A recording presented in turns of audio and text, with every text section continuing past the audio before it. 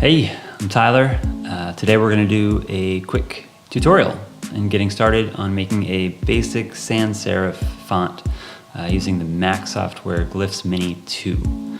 A few years ago, maybe it was like 3 years ago, I made a tutorial, another quick tutorial that was not great, but it was also using the earlier version of Glyphs Mini, which I don't even think is available anymore.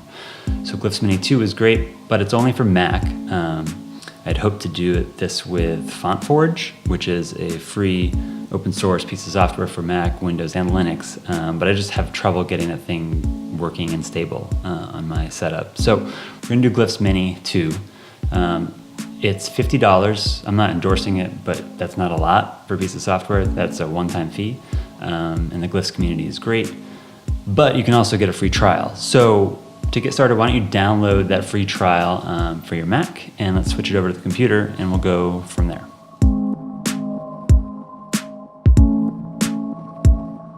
So here we go. glyphsapp.com/glyphs-mini.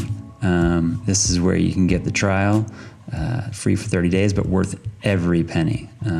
Seriously, I mean, it is robust. I don't need to advertise it, it's great. But that's what you want to get, and install it, do your thing. And when you open Glyphs for the first time, it'll just pull up a blank font for you to get going. Now, the one thing, I've already toggled this on. This is the little sidebar over here, which is very useful. And so we're not going to really tweak any of the default settings, but this is how you would. Let's say you wanted to change the caps height or the X height. Do that. I would maybe do that, figure out what you wanted those to be before you get started, although it's not impossible to change or even adjust things later. And you edit these by double-clicking in. You can highlight all of them and double-click in. But for the sake of today, we're going to start with an H, and you will see why in a second. So I'm going to double-click in, and sort of obviously showing you what the letter you're working with is, but it's also got this handy panel down here so you can see details. Now, if you switch over to the type tool over there, also you can hit T to get there. I'm going to type another H, just so we can sort of see live what's happening as we do it over here. Let's go back. You can remember, double-click in to edit, and let's start with something simple. So we're going to grab a rectangle, and we're just going to draw a rectangle, kind of sloppy even. I'm going to do that to show you two things. One, that click dragging to select multiple points is key, I think, in any vector program you're in, but especially here, Glyphs Mini. And also, too, that there's great snapping that happens. As you can see, even if I don't hold shift, it will snap to keep things perpendicular, and it will snap to those guides that were set up by default. Okay, so snapping these points. And all right, we've got to start. Now, again, just because we're playing around, I just made a kind of fat rectangle, so I guess we're starting with a slightly heavy weight of a font here. I'm going to highlight everything and copy, Command-C, and paste, Command-V. And now it pastes things in place, or rather on top of whatever you've copied. So technically there are two things here, but if I grab a point and drag it over, you can see the new one. Now we're making a lowercase h, so you might wonder why I just did that, but really it was just to borrow the exact same size. And now that I'm looking at this, it's a little too fat, so we want to click, drag, and highlight both of these right edges here, and then I'm shift and clicking the left arrow to move those points, but you could also just drag them and move them that way. All right, so we're establishing our vertical weight right there, and I'm going to pull this down. Remember, we're making an H. If you blur your eyes a little bit, you could be sort of stencily H. It also looks like a stencily B. But that's just how we're going to start, with something really basic. I'm going to copy, well, you could copy that. I mean, you could not copy this, but that's just what I'm going to do, and paste it right on top. Because I think the biggest, I guess, barrier I see in people starting with their own vectors is curves, getting curves to work right. And so I think it's easy if you break things down into bricks or little modules that can be repeated. where the stakes are low rather than just drawing curves from scratch, okay? So this is gonna be the top part here. Now we will want an overshoot at some point, but I just did that to line things up. Again, making the start of an H. It's starting to come together. Excuse me. Another really neat trick to glyphs. These are straight right now, but we want handles, but we didn't draw them as handles. A quick way to do that is to click the Option or Alt key, and then left click anywhere on the path between the 2 points. Now it'll create those handles, and those are also equal. They're equal in length right now. So we're going to grab them, and again, it snaps into place, but if you're used to holding down Shift, you could also hold down Shift. I think that actually goes a little faster. Okay, and we can do the same thing here. Get those handles in place. Okay. Now, as we're looking at this, it's over here, it's a little wonky. You can also preview the one you're in just by pressing space. I find myself doing that a lot. If you were watching that, though, it'd probably get pretty annoying, which is why we have this over here. Okay, but I'm gonna drag these out. Again, this is really rough. I'm gonna pull that over even. Pull that there, this down. And what we're gonna do, once we have started this, is just copy paste it. Okay, copy, paste, and now we go over to our sidebar here, where I'm gonna wanna flip it, okay? And then we can make these points line up. Snap like, there we go. See, Glyphs is great. And we can drag this up here, snap. It's okay that these are two totally separate shapes. Glyphs will sort of flatten that all out when you export it. And so now we're all lined up, and we're getting there.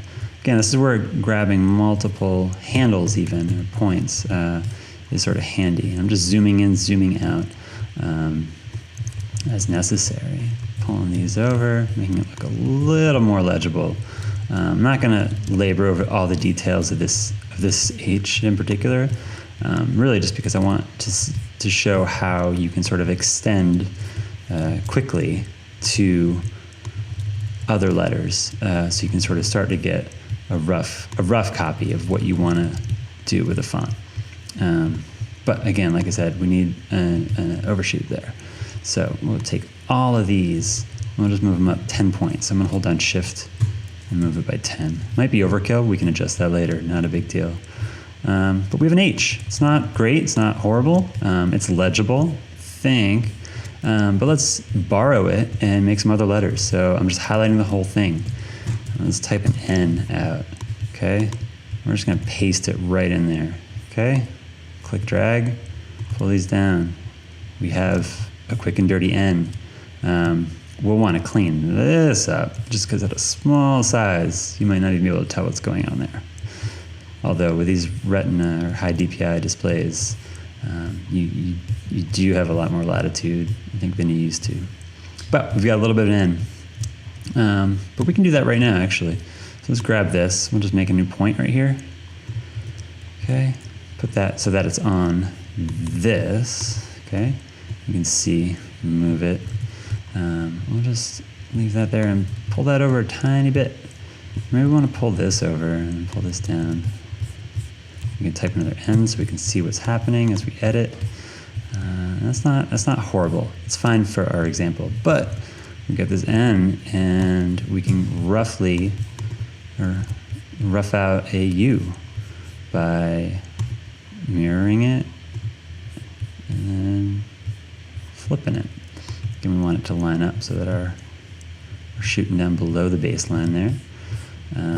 Now, a U is not always, I mean, I guess I could say it's rarely just a copied N that is flipped and reversed, but it could be for your first font. That's fine. And there are some well-known fonts where that is the case. We'll do that again, but instead of an N and a U, we'll do a P and a Q combo. So we'll copy the N, and we'll just type a P. Oops, I missed it. Type a P. And we'll paste our N in there. And you might be like, well, this isn't a P. We're like 5 steps away from it being a P. So I'm just going to pull this down to our descender line that's set up again here. It's the guideline where that's coming from. Okay, and it's a wonky P. It actually looks more like an R. We could have gone the other way and made a weird R. It's not that weird, but we'll just grab this, pull it down, because I just want to show how to complete the circle. Again, we're just borrowing. There's a lot of borrowing that happens in type design, at least in the early stages before you tweak a lot of details. So I copied that. I went too fast. Let's do that again. Just took the curves to the straight here, copy, paste, and then flipped it. And we'll want to bring it down. Remember, we lock it to our baseline, but then go 10 points beyond. You can double check that by looking here. It should be -10. Coordinates, so handy. And we have a P. Again, I might want to tighten this up so it's a little more readable there, a smaller size. But we'll turn this P into a Q, but we're going to do it a different way than we did with the N and the U, where we just copy-pasted. And this will, I think, be the last thing for this tutorial. We have the P, we like it. Again, not every Q is a mirrored P. In this font, it can be, though, just because we're going quickly. We're going to right-click and add component. And it will basically get it, you'll search for, or you can search, but it'll give you a list of everything. We just want to click or search for the P.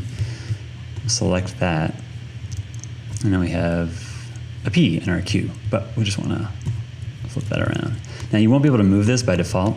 That's just the way Glyphs Mini works, which is not a bad thing necessarily, but we want to right click and hit disable automatic alignment. So we have complete control over our Q now. So if we're like, oh, this doesn't have enough sort of contrast there, it's getting lost, we need a little bit more of an ink trap,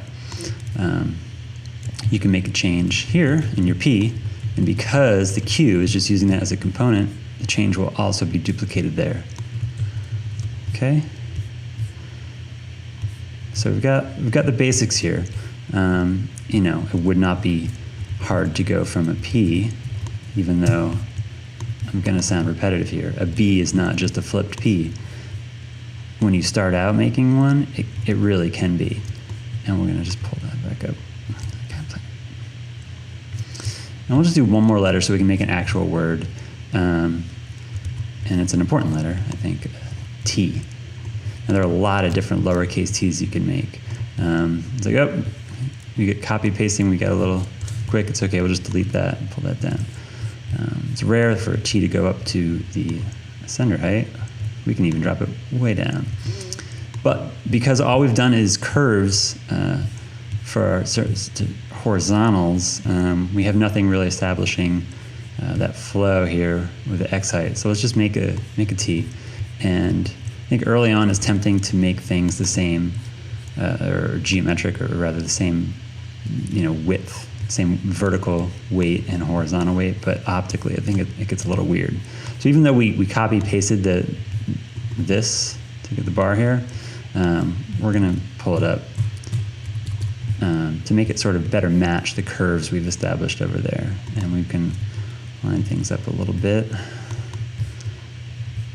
You can get fancy if you want to drop this down, drop this up. Okay. Last thing we'll talk about, that's spacing. Before you worry about kerning with your letters, is spacing, just getting general spacing. And the way you determine that, so now you see we have, this is sort of the total width of our glyph. We might not want it to be that wide. And down here, you could change the width. Or you can adjust what's called the side bearings. It's the left side bearing, right side bearing. And I think for your first pass through your font, it's helpful to make those equal and then tweak it later. Okay?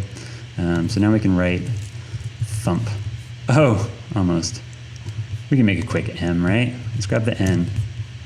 Okay? Copy the N into the M. And just as we're talking about sizing, we're going to need more space here. Now, again, an M is not just a two-humped N, but it could be for the sake of this example. Let's pull that over. We can make those line up. And now we've got thump. Okay? There we go. And so what I'll do, I'll make this file downloadable, so you can sort of have basically everything that you just watched me make, which is a good starting point. And hopefully you make something cool with it. Okay? Awesome.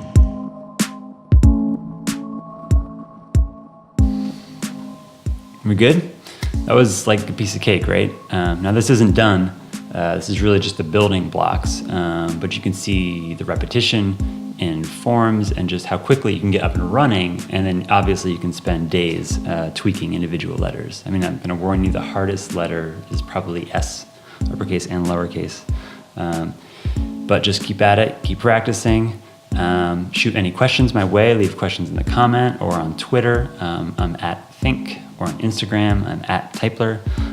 If you like this shirt, I think you should bug Micah at the League of Movable Type to make more. I don't think there are any more, but if you got your hands on one in the first round, then kudos. And I'll see you next time with another tutorial. Great, thanks.